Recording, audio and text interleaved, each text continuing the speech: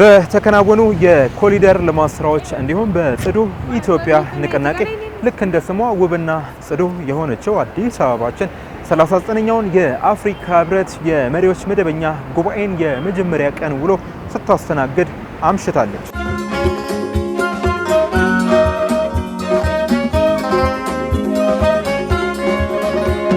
መዲናችን ለበርካታ የአፍሪካ ሀገራት ተምሳሌት የሚሆኑ በርካታ ስኬቶችን ባስመዘገበችበት ማግስት የህብረቱን ጉባኤ እያስተናገደች ትገኛለች። ባለፉት 6 ወራት ከ155 በላይ አህጉር አቀፍና ዓለም አቀፍ ኮንፈረንሶች ወይም ደግሞ ጉባኤዎችን በማስተናገድ ከ155 ቢሊዮን የኢትዮጵያ ብር በላይ ወደ ካዝናዋ አስገብታለች።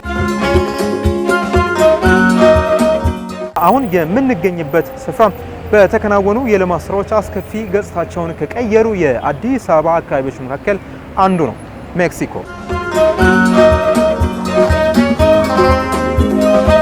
ከጀርባዬ ግዘፍ ነስቶ የምትመለከቱት ተቋም እነዚህ ኮንፈረንሶች ወይም ደግሞ ጉባኤዎች በስኬት እንዲጠናቀቁ ጉልህ አስተዋጽኦ ያለው ከኢትዮጵያ አልፎ ለቀጣናው ብሎም ለአፍሪካ ሰላምና መረጋጋት በተግባር እየተጉ ካሉ የሰላምና ደህንነት ተቋማት መካከል አንዱ የሆነው የኢትዮጵያ ፌዴራል ፖሊስ ዋና መስሪያ ቤት ህንፃ ነው።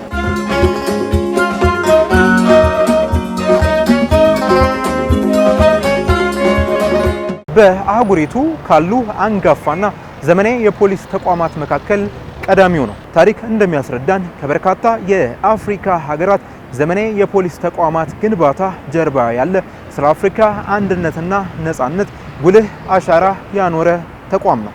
ከአፍሪካ ህብረት ምስረታ፣ ከፓን አፍሪካኒዝም ንቅናቄ፣ ከዘመናዊ የአፍሪካ የፖሊስ ተቋማት ግንባታ ታሪክ ጋር ስሙ ተያይዞ ይነሳል።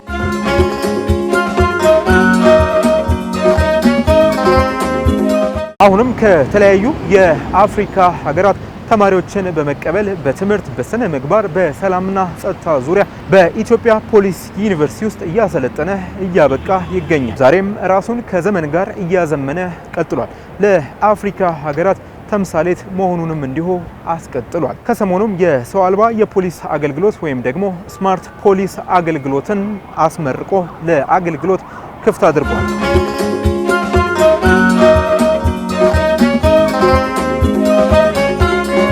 ይህ አገልግሎት ዜጎች የፖሊስ አገልግሎትን በተሻለ ፍጥነትና በቴክኖሎጂ ታግዘው እንዲያገኙ ያስችላል። የህብረቱ አባል ሀገራት ወይም ደግሞ መሪዎች ከህብረቱ ጉባኤ ጎን ለጎን ትልቅ ተምሳሌት የሚሆን ልምድ የሚወስዱበት ስማርት የፖሊስ አገልግሎት ማዕከል ነው። በአጠቃላይ በአሁናዊው ዓለም ላይ የአፍሪካን ሰላምና መረጋጋት በሰው ኃይል ብቻ ታግዞ ማረጋገጥ እንደማይቻል እሙን ነው። ከዚህ አንጻር የአፍሪካ የሰላምና ደህንነት ተቋማትን እንዲሁም ደግሞ የፖሊስ ባለሙያዎችን በቴክኖሎጂ ታግዘው አገልግሎት እንዲሰጡ ማስቻል ትልቁ የቤት ስራ ነው። ይህንንም ኢትዮጵያ በተግባር እየገለጠች ቀጥላለች።